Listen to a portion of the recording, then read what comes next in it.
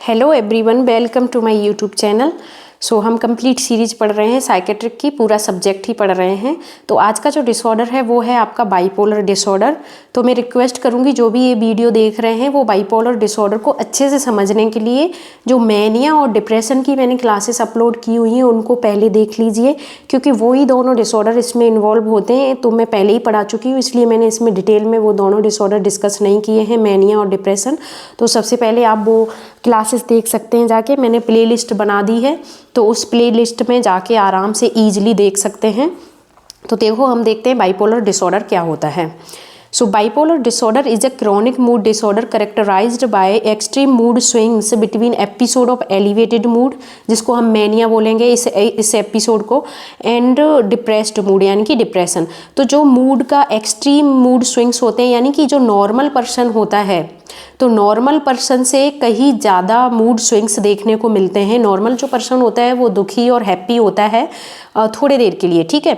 लेकिन जो bipolar disorder वाले पेशेंट होंगे वो एक्सट्रीम हैप्पी होंगे, एक्सट्रीम इनका मूड एलिवेटेड हो जाता है, बहुत ज़्यादा एनर्जी फील करते हैं, पूरे सिम्टम्स इनमें मैनिया वाले दिखेंगे, ठीक। फिर कुछ टाइम बाद ये अचानक से डिप्रेस्ड हो जाएंगे। तो इस तरीके से मूड में फ्लक्चुएशंस चलते रहते हैं, कभी मैनिया, कभी डिप्रेशन, कभी हाइपोमैनिया। तो ये चीज़ें चलती रहती हैं, उसको हम बाइपोलर डिसऑर्डर बोलते हैं। तो ऐसे समझ लीजिए कि जैसे ये आपका नॉर्मल मूड वाला पर्सन है, तो एकदम हाइपर एक्टिविटी हुई, सारा कुछ हाइपर हुआ, तो वो मैनिया वाला चला गया एपिसोड, ठीक। तो ये वो लगभग 15 दिन तक या 1 महीने तक मैनिया में रहा। उसके बाद उसका मूड फिर से थोड़ा सा नॉर्मल हुआ या फिर हाइपोमैनिया में आया, मान लो इस लेवल पे आया हाइपोमैनिया में, ठीक। फिर उसके बाद फिर से वो नॉर्मल से भी डिक्रीज हो जाएगा, उसका जो मूड है वो डिप्रेशन वाला एपिसोड है। फिर डिप्रेशन वाले से फिर एकदम से हाइपर जाएगा, तो फिर से ये मैनिया में आ गया, ठीक। फिर से एकदम लो आएगा, नॉर्मल से भी लो, ये वाला नॉर्मल मूड है आपका, है। तो नॉर्मल से भी जैसे ही लो आएगा फिर ये डिप्रेशन में आ जाएगा। तो इस तरीके से मूड में फ्लक्चुएशन चलता रहता है, कभी मैनिया, कभी डिप्रेशन, कभी मैनिया, कभी डिप्रेशन, ठीक। और इसके बीच बीच में हाइपोमैनिया वाले सिम्टम्स भी आपको देखने को मिल सकते हैं, जो कि माइल्ड फॉर्म या मॉडरेट फॉर्म ऑफ मैनिया बोल सकते हैं। एकदम हाइपर मेजर मैनिया नहीं कह सकते हैं उसको, ठीक है। अभी मैं तीनों को डिस्कस करके बता दूंगी, कंपैरिजन टेबल बनाई हुई है मैंने। तो इसमें देखो, समझ में आ गया होगा बाइपोलर क्या है। इसमें देखो, these mood changes are much more severe than normal emotional, यानी कि जो ये बाइपोलर वाले पेशेंट में जो ये मूड चेंजेस होते हैं, एकदम एलिवेटेड फिर डाउन फिर एलिवेटेड, कुछ 15 दिन के लिए एलिवेटेड रह रहा है, फिर डिप्रेस रह रहा है, मान लो किन्हीं में तो पेशेंट में बाइपोलर ऐसा होता है 3-3 महीने तक मैनिया में चल रहे हैं, 3 महीने तक डिप्रेशन में चल रहे हैं, इस तरीके के होते हैं, ठीक। तो these mood changes are much more severe than normal emotional ups and down interfere with daily activities. और ये इस तरीके के मूड एलिवेशन या फ्लक्चुएशंस होते हैं जो उनकी डेली लाइफ को बहुत ज़्यादा अफेक्ट करते हैं। तो मैंने जो ये कंपैरिजन टेबल बनाई है, इससे आपको आसानी से समझ में आ जाएगा कि मैनिया, डिप्रेशन, फिर मैनिया, ये सब कैसे बाइपोलर में चलता है। तो पहले समझ लीजिए मैनिया और डिप्रेशन, तो आप पीछे वाली क्लास से पढ़ लीजिए, क्योंकि लिखने के लिए बहुत होता है तो इतना लिख भी नहीं सकती हूँ, इसलिए मैंने पूरा डिटेल में यहाँ पे डिस्कस नहीं किया है, पीछे वाली क्लासेस में से पढ़ लीजिए, ठीक। तो फीचर्स हम देखेंगे। मूड जो मैनिया वाला पेशेंट है उसमें कैसा मिलेगा, एलिवेटेड और इरिटेबल। और हाइपोमैनिया में कैसा मिलेगा, केवल एलिवेटेड, ठीक। और डिप्रेशन में तो पढ़ ही चुके हैं हम, सैड और होपलेसनेस मिलेगा। ड्यूरेशन देखा जाए तो मैनिया वाले पेशेंट में लगभग 1 वीक या फिर मोर देन 1 वीक तक दिखेगा, इतने दिन तक सिम्टम्स दिखने चाहिए, तभी हम उसको मैनिया बोलेंगे। इससे कम दिखेंगे तो उसको हम एकदम से डायग्नोसिस नहीं करेंगे कि मैनिया में, फिर इससे ज़्यादा तो कितना भी हो सकता है, ठीक। और जो हाइपोमैनिया है वो 4-5 दिन चलता है, हाइपोमैनिया वाले सिम्टम्स 4-5 दिन तक दिखेंगे, उसके बाद फिर से डिप्रेशन में आ जाएगा। तो डिप्रेशन लगभग कितना दिखना चाहिए, ये मिनिमम टाइम है, मैक्सिमम नहीं है। तो कितना दिखना चाहिए, या तो 2 हफ्ते या 2 हफ्ते से ज़्यादा। स्लीप पैटर्न कैसा होता है इन तीनों पेशेंट्स में, तो स्लीप पैटर्न मैनिया वाले में तो बहुत कम, वेरी लेस होता है। जैसा कि हमने मैनिया पढ़ाया था तो बताया था कि मैनिया वाले पेशेंट सोते ही नहीं हैं, ठीक। तो इनमें तो बहुत कम सोते हैं और हाइपोमेनिया वाले भी कम सोते हैं, और जो डिप्रेशन वाले हैं वो तो या तो खूब ज़्यादा सोते ही रहेंगे 18-18 घंटे, या फिर सोएंगे नहीं। दोनों चीज़ें देखने को मिल सकती हैं। नेक्स्ट हम देखेंगे फंक्शनिंग कैसी होती है। मैनिया वाले पेशेंट में सीवियर इम्पेयर्ड होती है, यानी कि ये कुछ भी नहीं कर सकता, ना खुद से खाएगा, ना नहाएगा, ना धोएगा, ब्रश करेगा, कपड़े अपने कुछ नहीं करेगा, पूरे फंक्शन से इसके डेली रूटीन इम्पेयर्ड होता है। इसमें माइल्ड इम्पेयर्ड होता है, कुछ काम खुद कर लेगा, कुछ दूसरों को करना पड़ेगा उसका काम। और इसमें इम्पेयर्ड होता है, इम्पेयर्ड का मतलब कर भी लेगा, नहीं भी करेगा, वो उसके मूड जो सैड है उसके हिसाब से, बस मन किया तो कर लिया, नहीं किया तो नहीं। डिप्रेशन वाले तो ऐसे ही होते हैं पेशेंट। ठीक। नेक्स्ट साइकोसिस देखेंगे। साइकोसिस होती है कि सीवियर क्रोनिसिटी की डिजीज़ की एक ऐसी लेवल की कंडीशन कि जहाँ से पेशेंट कम ही मतलब बहुत टाइम लगाते हैं ठीक होने में। ऐसा नहीं है कि ठीक नहीं होते, ठीक तो हो जाते हैं, पर बहुत ज़्यादा टाइम लगता है ठीक होने में। तो साइकोसिस में भी प्रेजेंट, मेनिया में प्रेजेंट हो सकती है, यानी कि मेनिया साइकोसिस में कन्वर्ट हो सकता है, लेकिन हाइपोमेनिया कभी भी साइकोसिस में कन्वर्ट नहीं होता है। ठीक, यही फ़र्क है इसमें। और ये समटाइम्स प्रेजेंट होता है, इसमें कभी कभी साइकोसिस देखने को मिल सकता है डिप्रेशन वाले पेशेंट में। नेक्स्ट है हॉस्पिटलाइजेशन, यानी कि हॉस्पिटल में एडमिट करने की ज़रूरत सबसे ज़्यादा किनको पड़ेगी, वो डिफरेंस देखेंगे। तो ऑफन नीडेड, यानी कि अक्सर इनको तो नीड पड़ती ही है, मेनिया वाले को तो करना ही पड़ता है। और इनमें हाइपोमेनिया वाले को हॉस्पिटल में भर्ती करने की ज़रूरत नहीं है, इनको तो तुम मेडिसिन ला के दे दो, खिलाते रहो, घर पे ही सही हो जाएंगे। और डिप्रेशन वाले में कभी कभी करना पड़ता है, जब ये सीवियर हो जाता है डिप्रेशन और सुसाइडल रिस्क बहुत ज़्यादा बढ़ जाता है, तब इन पेशेंट्स को करना पड़ता है भर्ती। तो ये डिफरेंस था मेनिया, हाइपोमेनिया और डिप्रेशन में। तो इन्हीं तीन स्टेज के बीच, इन्हीं तीनों के बीच में फ्लक्चुएशन चलता है। कभी मेनिया में होगा पेशेंट, फिर थोड़ा हाइपोमेनिया में जाएगा, और हाइपोमेनिया में जाते जाते वो बिल्कुल डिप्रेशन में चला जाएगा। ठीक है, तो ये चीज़ है। नेक्स्ट हम देखेंगे टाइप ऑफ बाइपोलर डिसऑर्डर। तो टाइप देखें, सबसे फर्स्ट है बाइपोलर फर्स्ट डिसऑर्डर, ऐसे ही करके डिवाइडेशन है इनका, बाइपोलर फर्स्ट और बाइपोलर सेकंड। तो बाइपोलर फर्स्ट में क्या है, present at least one manic episode, यानी कि बाइपोलर फर्स्ट डिसऑर्डर हम कब कहेंगे कि उस पेशेंट में कम से कम एक बार तो मैनिया का एपिसोड होना ही चाहिए, यानी कि वो सफ़र कर चुका हो मैनिया से, उसके बाद उसको डिप्रेसिव एपिसोड हो या ना हो भी सकता है, और ज़रूरी नहीं कि हो डिप्रेशन का उसमें एपिसोड आए ही आए, उसमें नहीं भी होगा ना, और तब भी हम उसको बाइपोलर फर्स्ट में कन्वर्ट करेंगे, जो कि हम मेनिया वाले पेशेंट को भी बाइपोलर फर्स्ट कह सकते हैं, क्योंकि उनमें डिप्रेशन नहीं देखने को मिलता है। ठीक, तो इसमें डिप्रेशन का एपिसोड हो भी सकता है, नहीं हो भी सकता है, इसको ध्यान से पढ़ना।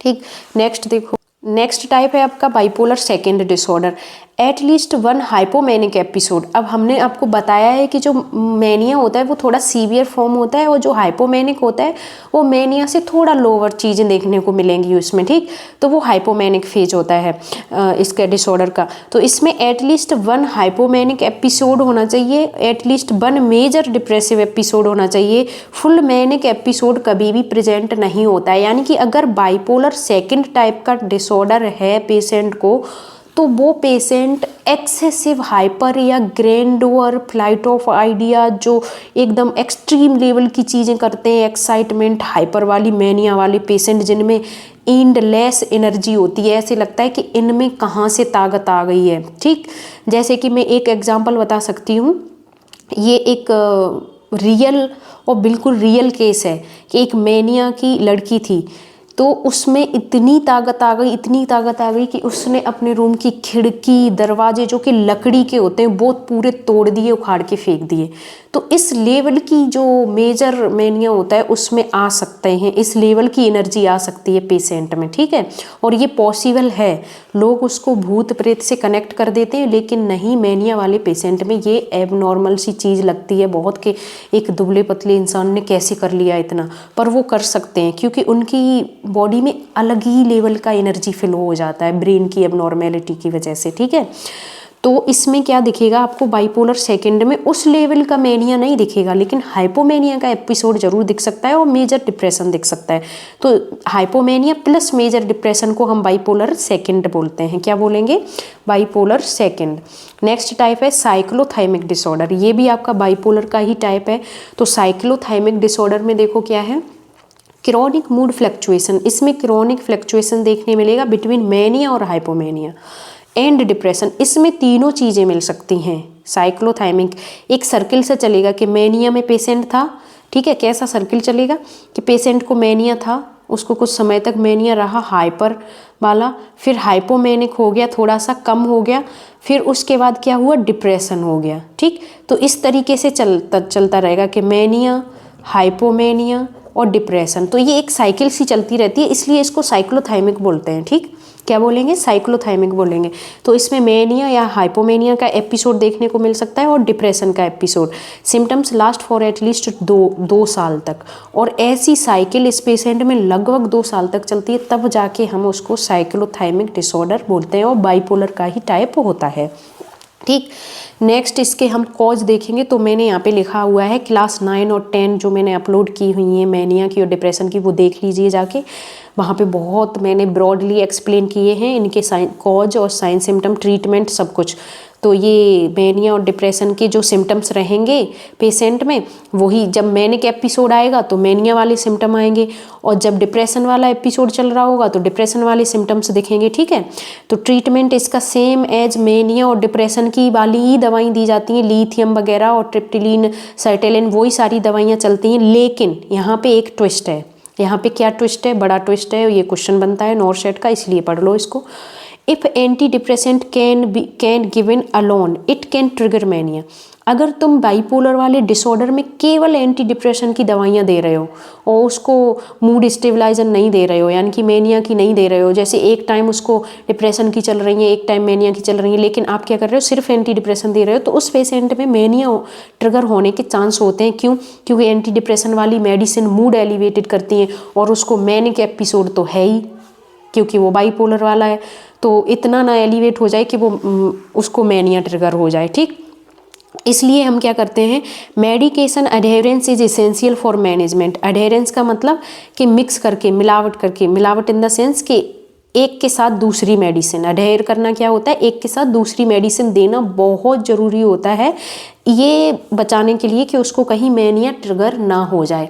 तो अगर मूड स्टेबलाइजर दे रहे हो तो एंटी डिप्रेशन भी दो साथ में, ये बाइपोलर वाले में ऐसे ही ट्रीटमेंट करते हैं, ठीक। नेक्स्ट देखो, नर्सिंग इंटरवेंशन सेम मैनिया और डिप्रेशन के पेशेंट में जिस तरीके से नर्सिंग इंटरवेंशन करते हैं, सेम उसी तरीके से हम बाइपोलर वाले में करते हैं। तो वो क्लास आप ले लीजिए जिससे आपको ये अच्छे से समझ में आ जाए। और इसमें ये वाला गोल्डन पॉइंट याद रखिए कि हम जो मेडिसिन देते हैं वो कभी भी या तो एंटी डिप्रेशन नहीं चला सकते केवल, या फिर ओनली मैनिया नहीं चला सकते, हमको दोनों ही मेडिसिन अडेयर करके चलानी पड़ेंगी, ठीक है।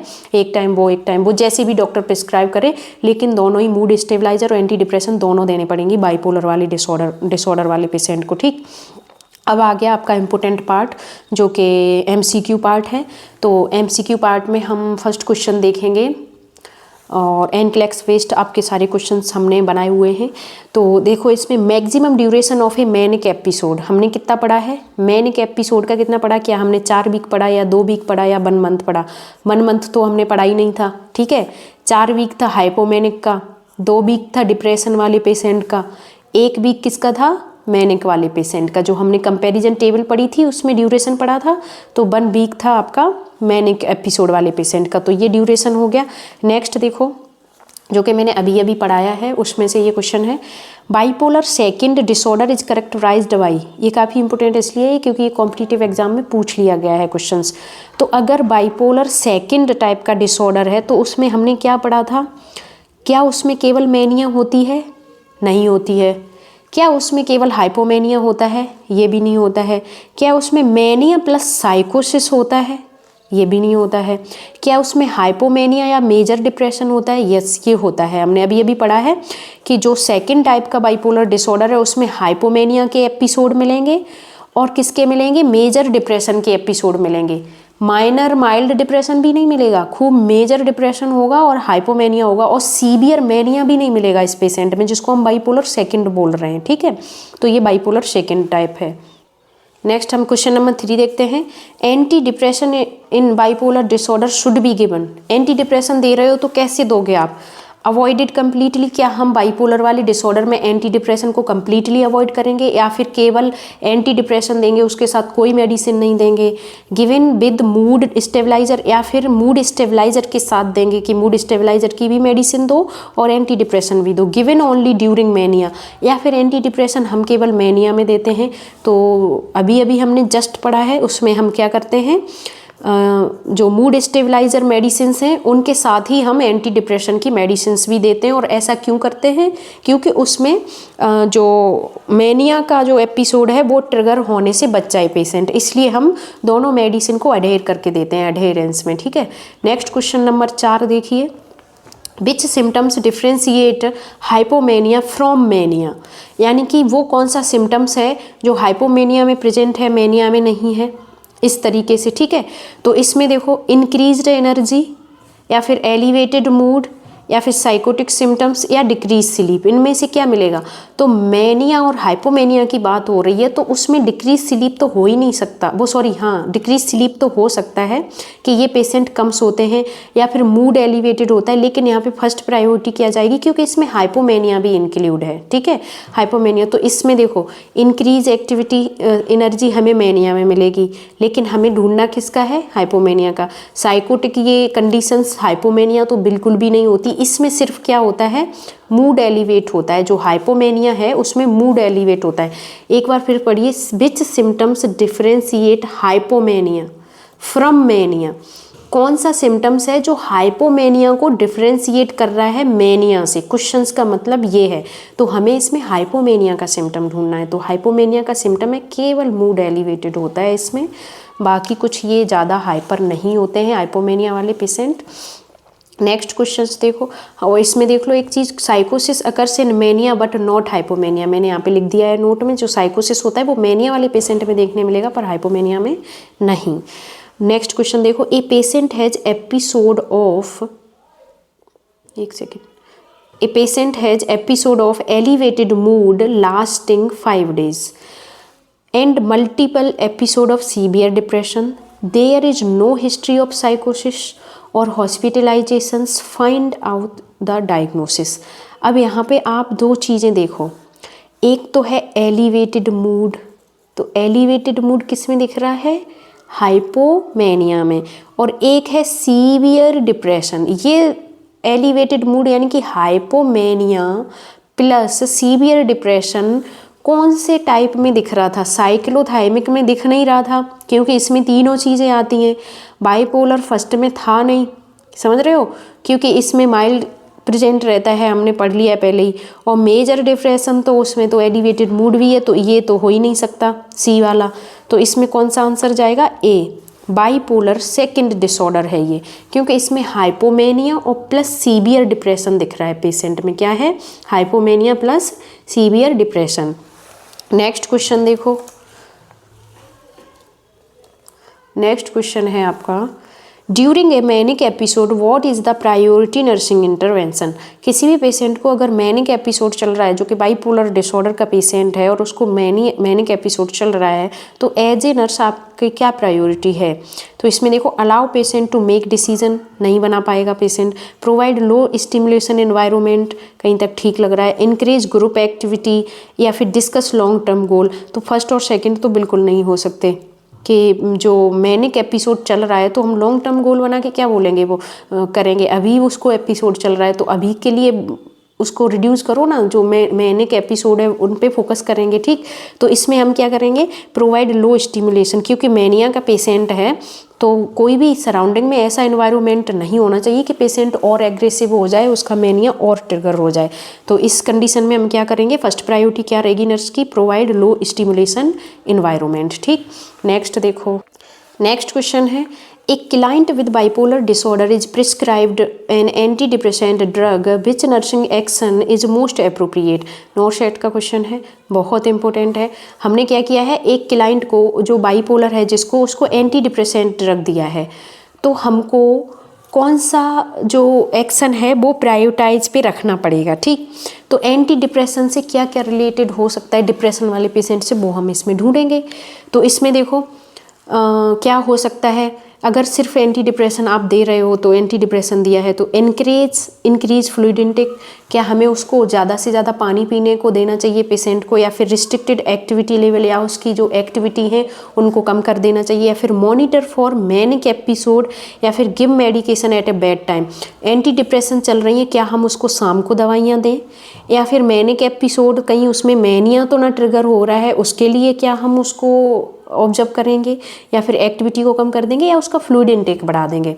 तो सीधी सी बात हमने बताई थी जो कि काफ़ी इम्पोर्टेंट भी थी कि जब हम बाइपोलर डिसऑर्डर वाले पेशेंट को फार्माकोलॉजिकल मेडिकेशन कर रहे होते हैं तो उसमें अडेरेंस में मेडिसिन देते हैं, यानी कि हम डिप्रेशन वाली दवाइयाँ भी देंगे, anti depression with mood stabiliser ही देते हैं। और वो ऐसा क्यों करते हैं, कहीं मैनिक एपिसोड तो ट्रिगर ना हो जाए, क्योंकि एंटी डिप्रेशन वाली तो मूड एलिवेट करती हैं और उसमें मैनिया तो है ही, तो मूड एलिवेट होते होते वो मैनिया में कन्वर्ट हो जाता है पेशेंट। ठीक है, तो इसका जो मोस्ट इम्पोर्टेंट आंसर रहेगा प्रायोरिटाइज वाला एप्रोप्रिएट, वो है मॉनिटर फॉर मैनिक एपिसोड। अगर हमने एंटी डिप्रेशन दे दी है तो एंटी डिप्रेशन तो मूड को एलिवेट करती हैं, तो हम ये देखेंगे कहीं वो मैनिक एपिसोड में कन्वर्ट ना हो जाए, इतना मूड एलिवेट ना हो जाए कि मैनिक एपिसोड में कन्वर्ट हो जाए। ठीक है, तो सी आंसर इसका सही है। नेक्स्ट देखो, नेक्स्ट क्वेश्चन है आपका, which statement by a client with bipolar disorder indicate effective treatment. यानी कि कौन सा एक ऐसा स्टेटमेंट है जो पेशेंट के द्वारा दिया जा रहा है, पेशेंट कह रहा है ये स्टेटमेंट खुद, client with bipolar disorder effective treatment. इसमें से ऐसा स्टेटमेंट ढूंढो कि आपको लगे कि पेशेंट ये चीज़ बोल रहा है तो इसकी ये बात सुन के मुझे लग रहा है कि इसमें इम्प्रूवमेंट हो गया है, यानी कि ठीक हो रहा है।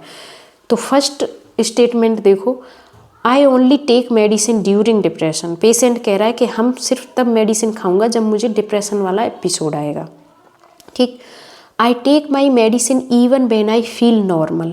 पेशेंट कह रहा है हम अपनी दवाइयाँ तब भी खाऊंगा जब मुझे नॉर्मल फील हो रहा है।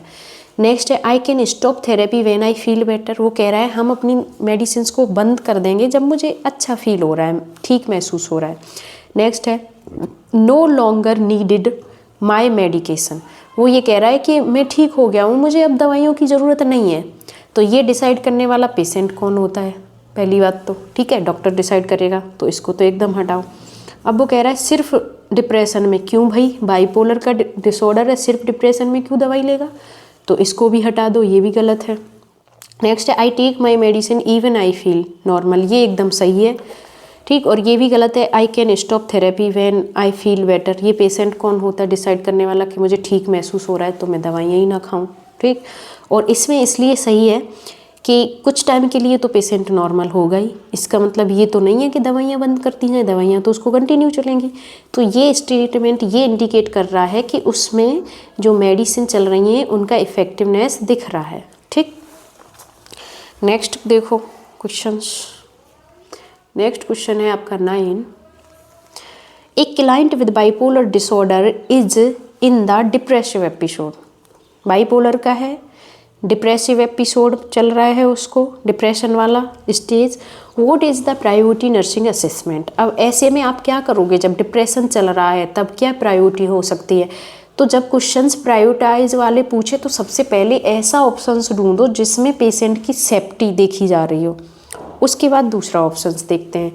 तो ये देखो इसमें एपिटाइट, क्या हम उसकी एपिटाइट पे ध्यान देंगे, कितना खा रहा कितना पी रहा, क्या हम उसका स्लीप पैटर्न को असेसमेंट करेंगे, या फिर रिस्क फॉर सुसाइड असेसमेंट करेंगे, या मेडिकेशन कॉम्प्लियंस। मेडिकेशन कॉम्प्लियंस का मतलब होता है कि मेडिसिन रेजिस्टेंस कर जाए, यानी कि मेडिसिन खाता रहे पेशेंट लेकिन वो ठीक ही नहीं हो रहा, दवाइयाँ असर ही नहीं कर रही हैं, उसको बोलते हैं मेडिकेशन कॉम्प्लियंस। तो इसका एकदम राइट आंसर क्या होगा, रिस्क फॉर सुसाइड। सुसाइड क्यों, क्योंकि डिप्रेशन एपिसोड है और डिप्रेशन में सबसे ज़्यादा चांस है सुसाइड करने के, तो इसलिए इसका हो जाएगा रिस्क फॉर सुसाइड के लिए हम असिस्ट करेंगे पेशेंट को। नेक्स्ट क्वेश्चन नंबर 10 है आपका, a patient on lithium therapy. ठीक, किस पे है, लिथियम थेरेपी पे, have serum lithium level 1.8 milli equal per litre, what is next actions. ये नॉरशेट में पूछा जा चुका है क्वेश्चन, नॉरशेट में। ठीक, तो इसमें क्या है, 1.8 milli equal per litre serum level है लिथियम का। और आपको पता है कि लिथियम जो मेडिसिन होती है वो नैरो थेराप्यूटिक है। नैरो थेराप्यूटिक का मतलब ज़रा सा एक्स्ट्रा डोज देने पे टॉक्सिसिटी कर जाती है वो, ठीक है। थोड़ा सा भी अगर गलती से भी थोड़ा सा भी इधर उधर डोज दे दिया तो टॉक्सिसिटी कर जाएगी। तो उसका जो लेवल है वो कितना है 1.8। अब ऐसे क्वेश्चन सॉल्व करने के लिए पहले आपको नॉर्मल वैल्यू पता होनी चाहिए कि लिथियम सीरियम लेवल की कितनी है। तो ये जब लिथियम पढ़ाएंगे तब हम डिटेल में पढ़ा देंगे, लेकिन यहाँ पे शॉर्ट सर्किट बता दे रहे हैं कि जो नॉर्मल वैल्यू होती है थेराप्यूटिक, जब मेडिसिन चल रही हों तब उसकी कितनी होती है 1.5, ठीक। 1.5 मिली इक्वल पर लीटर। इससे थोड़ा सा भी ज़्यादा हो जाए तो समझो पेशेंट गया। और जो हम नॉर्मल एक एवरेज वैल्यू पढ़ते हैं इसकी लिथियम की, वो आपकी होती है 0.6 to 1.2, ठीक, मिली इक्वल पर लीटर। तो ये होती है average value 0.6 to 1.2 milli equal per litre. और थेराप्यूटिक उसका वैल्यू क्या है 1.5, यानी कि मेडिसिन चल रही है तो इतने से ज़रा सा भी ज़्यादा नहीं होना चाहिए उसका सीरम लेवल। अगर हो गया ना तो समझो टॉक्सिसिटी हो जाएगी उसको, ठीक। और यहाँ तो कितना है 1.8 है। तो अब तुम ढूंढ लो, टॉक्सिसिटी की तरफ जा रहा है तो आंसर ढूंढ लो कौन सा हो सकता है। तो इसमें देखो हम क्या करेंगे, होल्ड लिथियम, दूसरा है increase dose of lithium, toxicity की तरफ जा रहा है तो डोज तो हम बढ़ा ही नहीं सकते हैं भाई। सी है डिक्रीज डोज ऑफ लिथियम, ये हम कौन होते हैं डिक्रीज करने वाले, हम तो एज ए नर्स काम कर रहे हैं, ठीक है। तो ये तो डिक्रीज डोज कम करना ज़्यादा करना ये तो डॉक्टर का काम है, ठीक। यहाँ पे क्या पूछ रहा है नर्सिस रिस्पॉन्सिबिलिटी, ठीक। तो ये भी नहीं होगा। इन्फॉर्म एससीपी, डॉक्टर को इन्फॉर्म करने से पहले भी अगर हम कुछ कर सकते हैं तो क्या कर सकते हैं, डॉक्टर को तो इन्फॉर्म करेंगे ही करेंगे क्योंकि टॉक्सिसिटी हो गई है। लेकिन इससे भी पहले हम क्या कर सकते हैं खुद से, वो हम कर सकते हैं डोज को होल्ड, यानी कि हम जो नेक्स्ट डोज है लिथियम का वो पेशेंट को नहीं देंगे क्योंकि उसमें हो चुकी है टॉक्सिसिटी। तो ये था all about bipolar disorder and its questions. सो ये सारे क्वेश्चंस इम्पोर्टेंट थे। आई होप आपको ये सारी क्लासेस पसंद आ रही हो। हाँ, और ये बाइपोलर आप पढ़ रहे हो, अगर वीडियो देख रहे हो तो इसको बहुत अच्छे से समझने के लिए पहले मैनिया और डिप्रेशन पढ़ लो जाके प्लेलिस्ट से, ठीक है। और खूब पढ़िए, खूब हेल्दी रहिए। Thank you so much.